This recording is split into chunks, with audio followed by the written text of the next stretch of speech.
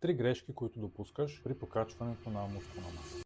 Грешка номер 1. Не ядеш достатъчно протеин. Достатъчният протеин е ключов в покачването на мускулна маса, като повечето хора биха имали полза от 1,8 грама на килограм телесно тегло. За да ви е по-лесно, умножете си теглото по 2 и така ще разберете колко грама протеин трябва да ядете на ден. Разделете го на равни порции в 3, 4 до 5 хранения. Грешка номер 2.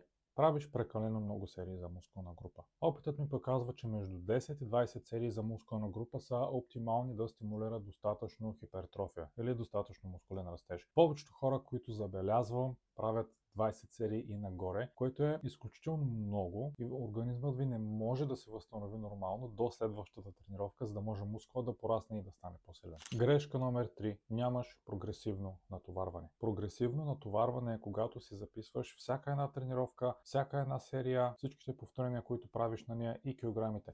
Тук идеята е, когато стигнеш килограми, които вече не са ти толкова трудни, да се опиташ да вдигнеш следващите най-леки килограми. Пример, ако правиш лежанка 50 кг за 8 пъти и успееш да направиш тези 50 кг 8 пъти, следващата тренировка се опитай да направиш 52,5. Ако не си сигурен как да изградиш своят тренировъчен режим или имаш такъв, но нямаш прогреса, който искаш, напиши ми тренировка в коментарите и аз ще се свържа с теб.